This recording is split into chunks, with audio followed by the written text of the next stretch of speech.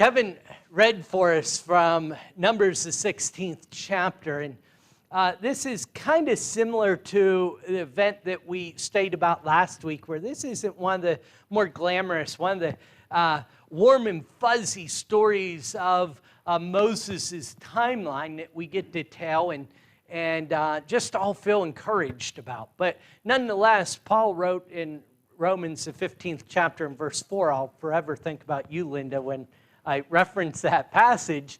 The things that were written aforetime were written for our learning. And there is a lot of learning in this 16th chapter here. And with the guys, I was looking for their lead to figure out exactly how I was going to pronounce these names tonight.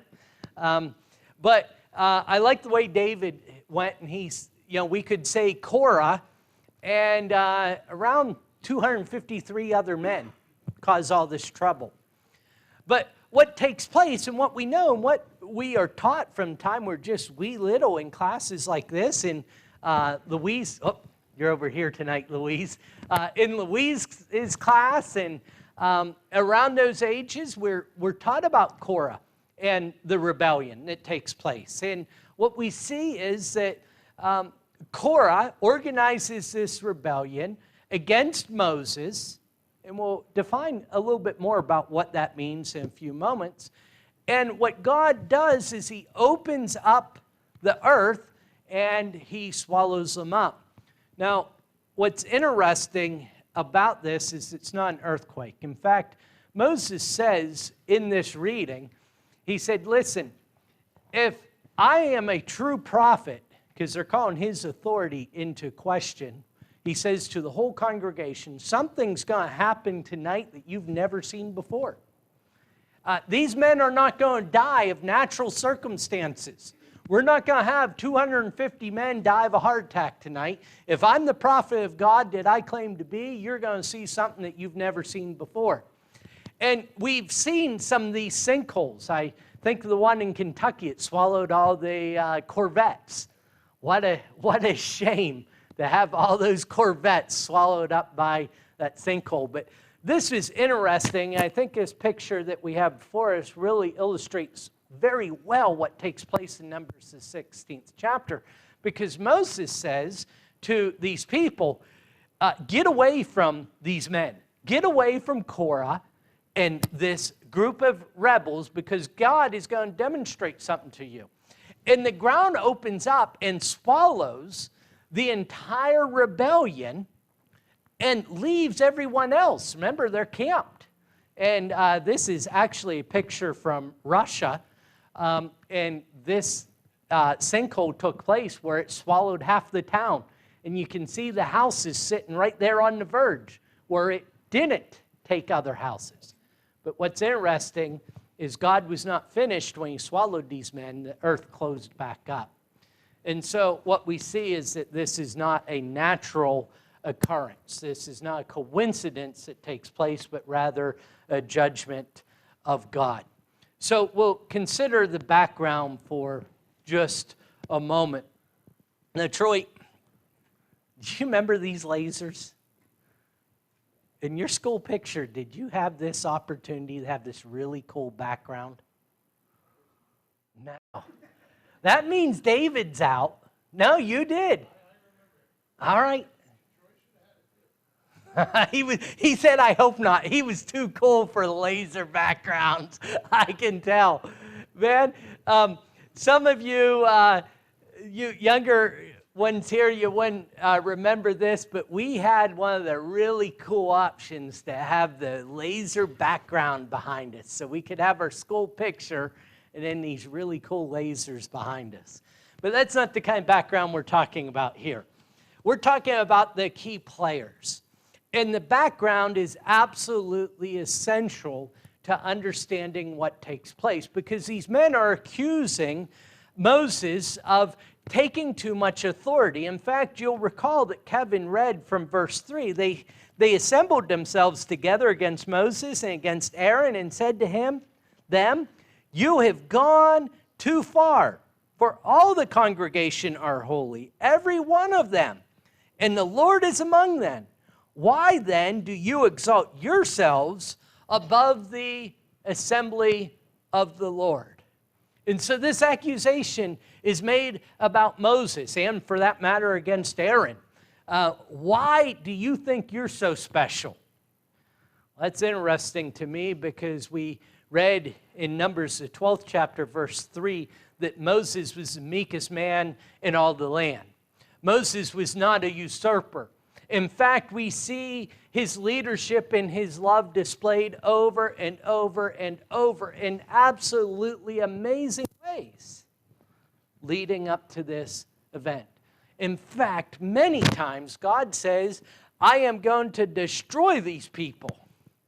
Now, Diggy and Derby, does sometimes when your parents get a little upset with you and your other parent come to your defense, does that ever happen in your household?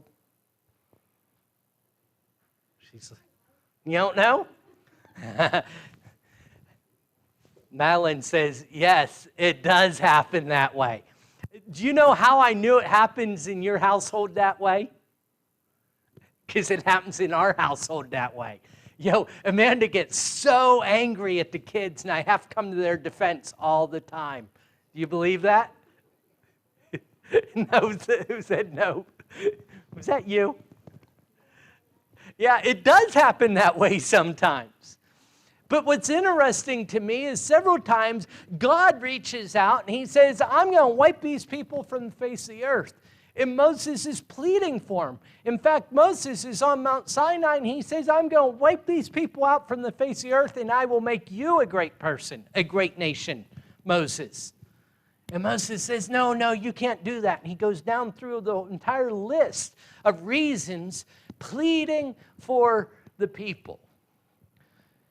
And so we're going to see that same personality, that same great character displayed in Moses, even throughout this difficult time. Now, on the other hand, we have Korah, the leader of the rebellion. And it's interesting to me, and Moses, we'll see, actually points this out as we go forward, but Moses says, is it a small thing to you that you were chosen by God? You see, Korah was a Levite. Korah was a priest of God. In fact, we see his household, if we go back to the 7th chapter, was giving the task of taking care of all the holy things. Meaning that when they would take down the tabernacle, that it was Korah and his family that would put the rails through the Ark of the Covenant and carry the Ark of the Covenant, as well as all the other precious materials. Korah was not a person of no regard. Korah had some special privileges. And so he has with him these men of the tribe of Reuben, Dathan and Abiram. And they are following along with Moses, making this case. Well, what we see is, and we're going to point out 3. We could probably point out a lot more, but again, I've been following through the power lectureships. There have been some absolute great outlines that are presented in that, and I think we see 3 in the first 3 verses that were suggested by the at the power lectureships, and we could find a lot more devices. They're used by the rebellious because people have always been rebelling against God, haven't they? That's how the book of Genesis basically starts out, with a rebellion. But some of these devices are things that we can see, and as it pertains to learning for our own lives, we can recognize them in others, and we can recognize them in our own desires as well, and in our own behaviors as things to be checked at the appropriate time. But notice, if you would, read 1 and 2 with me again. Now, Korah, the sons of Ishar, son of Kohath, son of Levi, and Dathan, and Abiram and sons of Eliab, and on the son of Peleth, son of Reuben, took men. I really could just start at verse 2, huh? Been a lot easier. Let Kevin read verse 1, and I could start at verse 2. Notice what they do at verse 2. And they rose up before Moses with a number of the people of Israel, 200 chiefs of the congregation, chosen from the assembly, well-known men. You see, they're trying to get the best and most well-known delegates around them. People of influence. Isn't it interesting? It doesn't matter what your cause is. If you can get a movie star to get on TV and say it, then it gives you so much more credence. How many times have you been told in the last 3 to 4 months to stay at home and wash your hands by movie stars? It's like they're the only ones that wash their hands, right? Now, I'm not saying they're rebellious, but what I am saying is that there's a trend here. When we find ourselves wanting allies, when we feel ourselves obligated to solicit others to take up our cause against our fellow brothers and sisters, we ought to be very careful. We ought to be very prayerful in our consideration as to what our true motivations are. But they heaped delegates to themselves. And then we see hubristic declarations, and we had to keep hubristic, David, because that's the only way we can get the arrogance into an H word for us here. But we see these arrogant declarations. Notice, as I read before, as they assembled themselves, they said to Aaron and to Moses, "You have gone too far, for all the congregation are holy, every one of them, and the Lord is among them." Now, there's a couple of points here that are quite interesting. Number one, I think we can see through the actual words, can't we? Korah is taking up the cause on behalf of the whole assembly, or so he would let on. But it's very easy to see his motivation, isn't it? There's someone at the helm. There's someone pushing these agendas. And it's Korah's arrogance that's leading him down this horrific road. I ask, and he makes this assumption, he makes this declaration. All the people are precious. All the people are priests. How do you get that information? Remember, Moses isn't just putting on a show. Moses is talking face to face with God. Moses has been given this divine information and has displayed that in his actions. How is it that Korah has the arrogance to stand up and take a stance against these great men? But Dale Carnegie has a great point of being persuasive. He says that TV does it, radio does it, attorneys do it. Why wouldn't you do it? And his point is to dramatize your point. And you can use that for good, and you can use that for bad. But there's a temptation when we want to prove a point to kind of twist the facts to our own liking, isn't there? How many times have we seen this happen? Someone wants to prove a point, someone has an agenda, and so all of a sudden history is being distorted. These men take up a historical dishonesty. To what extent, though? Look how far these individuals go. Starting in verse 12. And Moses sent to call Dathan and Abiram, the sons of Eliab, and they said, "We will not come up." Number one, you talk about arrogance. He's already dealt with Korah at this point of the reading, and now he calls these other gentlemen to come before him and to give an account. And they say, "No, we're not going to give an account. We're not going to come before you." They refuse to meet with them. But they make this statement. Is it a small thing that you have brought us out of a land flowing with milk and honey? Can anyone tell me what land they're talking about? Egypt. And Kevin, was it flowing with milk and honey as far as the Israelites were concerned? No, it was not. We could go back and read again Exodus 1, 2, and 3, and we could see it was anything but precious. Sometimes there's a tendency to make the past better, right? To twist historical facts. These individuals says, you brought us out of that land flowing with milk and honey. Isn't it interesting that they use the very words of God to describe their slavery? As they continue on to kill us in the wilderness, that you must also make yourself a prince over us. We talked about Moses. He says, is it not enough that you brought us out here to kill us? You brought us out of this beautiful land where everything was so good for us, but now you have to lord over us as well. Verse 14, moreover, you have not brought us into a land flowing with milk and honey, nor given us inheritance of the fields and vineyards. Will you put out the eyes of these men? We will not come up. Will you put out the eyes of these men? Isn't that interesting? There's probably quite a few different meanings that this could have, but I happen to believe that what these men are saying is, Moses, everyone can see the situation we're in.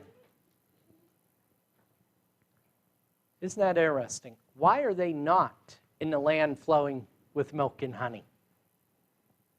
They're making it Moses' fault, aren't they? But remember, Moses took them right there and said, let's go in and do what God said we were here to do. And it was these individuals and the congregation as a collective group that refused to accept the words of Joshua and Caleb, that refused to accept the advice of Moses. And now they are twisting history to their own advantage and accusing Moses of these awful things.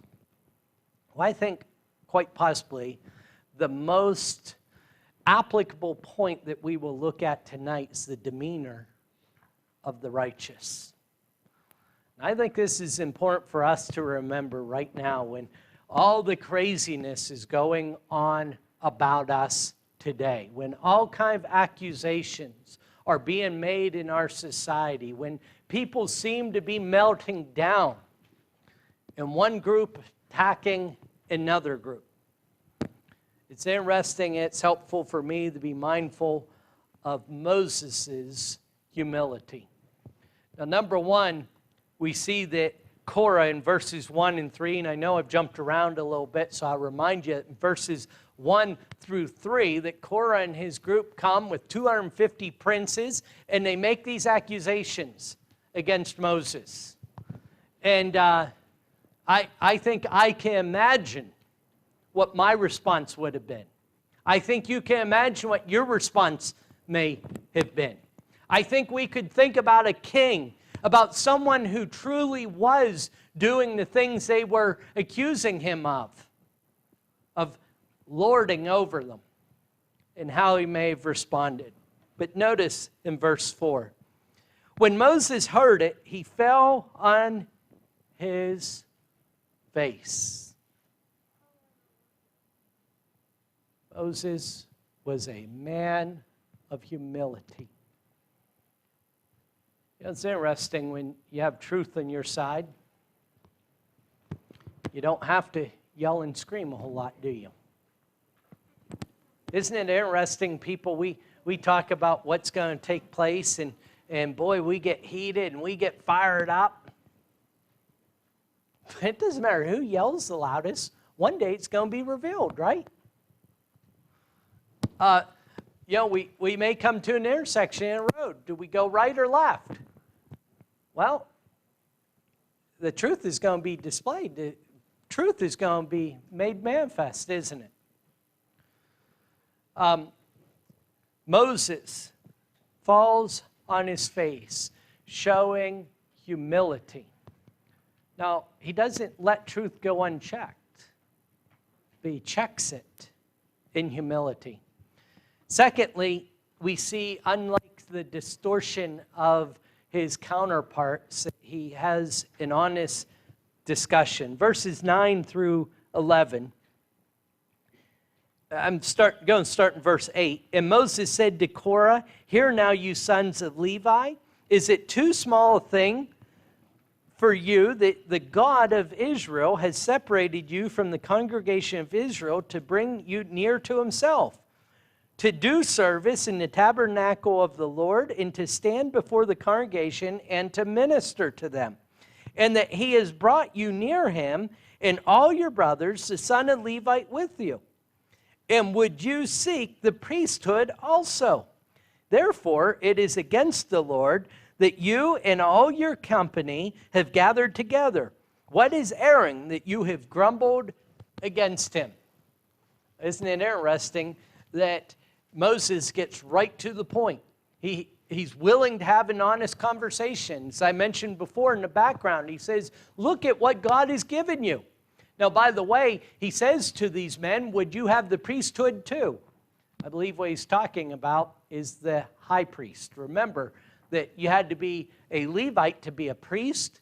You had to be of the lineage of Aaron to be a high priest. And that's why they've included him in their complaint.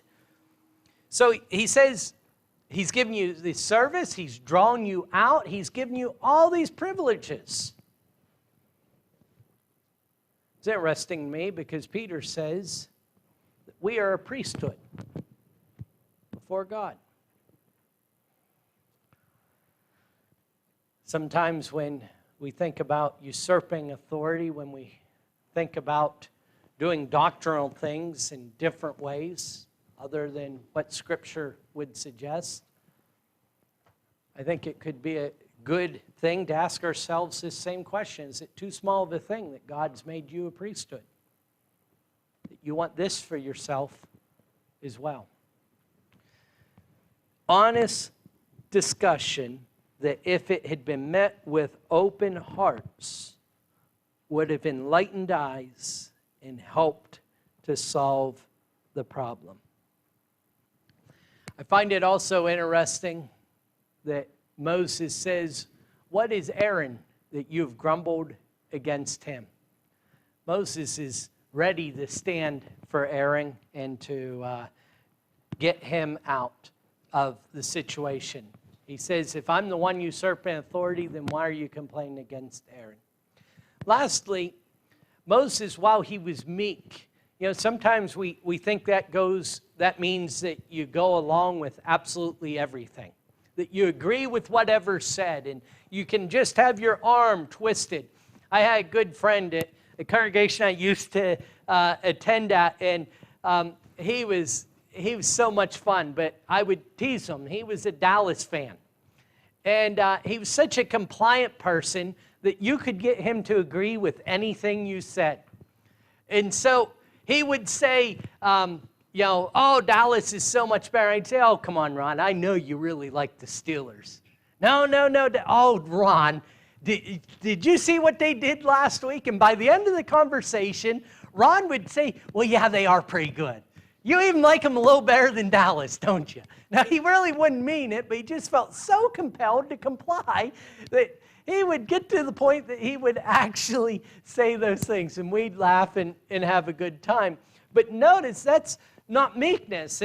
And Moses here is not going to go along with what he says. He falls on his face, but he's going to stand for truth.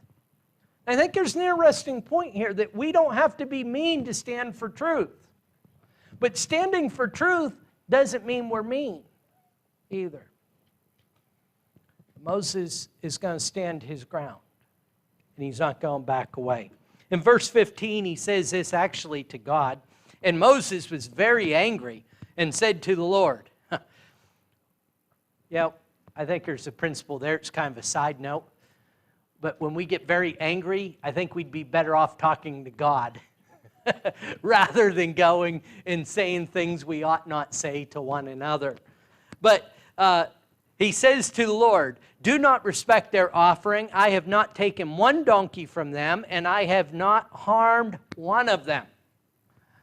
Now, if any of you ever have a grudge against me here, I'm going to say, don't pay any attention to what he says. I've never even taken a donkey from him. What Moses is saying is, I've not mistreated them in any way. I've not taken one thing that did not rightfully belong to me. And so the difficulty is resolved. Number one, we have God's recognition of the righteous. And this will always happen. Again, referencing Peter, that we see in the final day that every knee will bow at the name of Jesus Christ. The righteous will be recognized. In verses 23 and following, we read, and the Lord spoke to Moses, saying, say to the congregation, get away from the dwelling of Korah, Dathan, and Abiram. Then Moses rose and went to Dathan, and Abiram and the elders of Israel followed him. And he spoke to the congregation, saying, depart, please, from the tents of these wicked men, and touch nothing of theirs, lest they be swept away with all their sins. So they got away from the dwelling of Korah, Dathan, and Abiram. And Dathan and Abiram came out and stood at the door of the tents together with their wives, their sons, and their little ones. And Moses said, hereby you shall know that the Lord has sent me to do all these works, and that it has not been of my own accord. If these men die, as all men die, or if they are visited by the fate of all mankind, then the Lord has not sent me. But if the Lord creates something new, and the ground opens its mouth and swallows them up, and all that belongs to them, they go down alive into Sheol, then you shall know that these men have despised the Lord. And as soon as he had finished speaking all these words, the ground under them split apart, and the earth opened its mouth and swallowed them up and their households and all the people who belonged to Korah and all their goods. Interesting point that I think really brings us to the resolution here is that Moses says, you have spoke against God. God's retribution upon the rebellious. And continuing on in 31 through 35, and as soon as he had finished speaking these words, I guess I read right down, nope, not quite, starting in verse 33, so they all that belonged to them went down alive into Sheol, and the earth closed over them, and they perished from the midst of the assembly. And all Israel were around them, fled at their cry, for they said, let the earth swallow us up, lest the earth swallow us up. And fire came out from the Lord and consumed the 250 men offering the incense. And so we end with a reminder. We have the recognition of the righteous, the retribution upon the rebellious, and finally a reminder in 38 through 40. As the censers of those men who have sinned at the cost of their own lives, let them be made into hammered plates as a covering for the altar, for they offered them before the Lord, and they became holy. Thus they said, be a sign to the people of Israel. And so they take their censers and they make them part of the altar so that the people would ever remember. Let me ask you, if you watch this rebellion take place and you watch what took place, what would your response be? I would hope, oh, I'm not doing that. Not going to make that same mistake. What's the difference? Don't we have the warnings? Don't we have the examples of the past? Let's make sure that we don't commit the same mistakes, that our hearts be hardened. Oh, we can get stubborn, can't we? Especially when we're scalded, especially when we're mad. We'll take up the wrong side of an argument and take it down to the very last light of day. And that's what these people exactly did. They're upset. They've had tremendous loss. They've seen this event take place. And notice in 41, but on the next day, all the congregation of the people of Israel grumbled against Moses and against Aaron, saying, "You have killed the people of the Lord." Whew, I'm with you, Shirley. Your face, if we could put your face up here, says it all. I could just quit and sit down. But you know what's interesting? I started with Romans 15:4, is because what we're reading about is people. And what you and I are is people. And these lessons are of the utmost example. Let me leave you with one last thought. This man that they've accused of lording over them, of taking advantage of them, in the verses that follow, a plague is sent into the congregation by God, and Moses pleads and says to Aaron, "Run into the congregation and put yourself between the plague and the congregation to save them." Moses, in his meekness, had a tremendous love for God's people, whether they treated him well or not. What a tremendous example, what a high standard we have before us. Let us remember the devices of the rebellious. Let us emulate the demeanor of the righteous. And let us be mindful of the lessons that we have before us this night.